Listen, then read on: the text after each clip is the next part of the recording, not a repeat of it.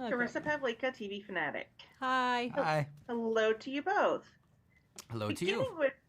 Beginning with you, Lizzie. Can each of you share how, relative to the film, the series more fully develops your character and their actions? Yes. Pardon me. Sorry. I guess Josh wants to go first. The film, while I consider it to be as close to perfect as an erotic thriller can be, there wasn't enough time to really do a deep dive into what makes these characters tick. On the Alex side, that's the mental illnesses that she's struggling with, possibly her childhood, her upbringing, all of the things that get her to the place where these are the decisions that she is capable of making. And then on the Dan side of it, we really let him off the hook quite easily. The audience definitely does. Like he is our hero and that's it, and she is the villain and that's it.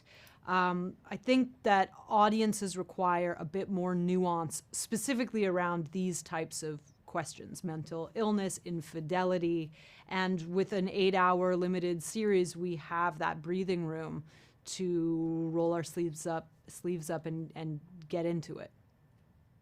Do you have anything to add to that, Joshua? When something's perfect, don't touch it. Unless it's Fatal Attraction. Unless it's Fatal Attraction. And then we Fair. want to touch it. Nice. So, Joshua, right off the bat, we learned that Dan didn't get the film's happy adjacent ending. Why do you think Dan's fate works for the 2023 audience? Well, I think because there have to be repercussions to actions now, right? As Lizzie was saying, in the 1987 version, Dan he doesn't even have to be forgiven, right? He's not ever presented as being in the wrong. And one, I just don't think that you could get away with telling that. I think the audience would feel cheated or honestly confused at that representation.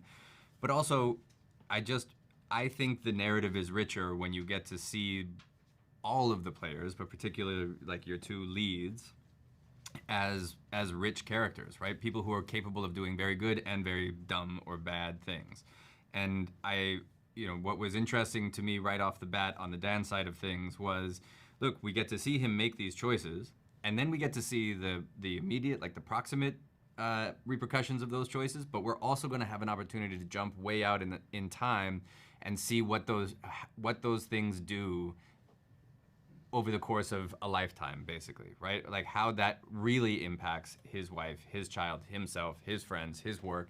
And that to me was an amazing opportunity, because one of the things that I love about telling long stories, right, TV style formats, is that you have the time to delve into these stories. But if this was a straight linear, we'd have to be in season 15 before I got into telling the other side of it, which I'm not sure. Listen, maybe there's 15 Who seasons knows? to this. Who knows?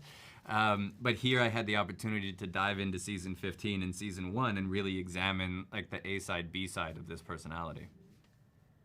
And Lizzie, you mentioned that this Fatal Attraction looks a little more deeply at who Alex was, especially from a mental illness perspective, and perhaps how she might have had things she was dealing with that she didn't get the opportunity to deal with in the movie. Right. What was the challenge of changing the character in that way for this series?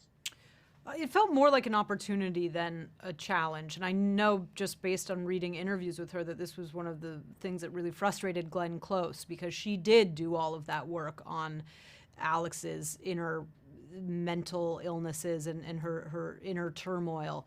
And so this felt like a privilege to have the time and to have, Alex Cunningham at the helm, who that was the whole reason why she wanted to reopen this book, was because she wanted to examine those sides of Alex. We were really careful, though, that while we cherry-picked certain things from different mental illnesses and spoke to psychologists and read books on different things, it was important to not fully diagnose Alex with one thing. This is not, a forensic documentary about one specific mental illness. And at the end of the day, it's Fatal Attraction. Like, she is the villain of the piece. She does have to become a monster. But it was, as Josh was saying, like, it doesn't even feel possible to just go in as like, oh, this woman's crazy, and that's the beginning, middle, and end of the story. Like we audiences aren't like that anymore, which is kind of exciting to see that progress. Thank you both so much. Thank you. Thank you. Bye-bye. Did I show you this? And cut.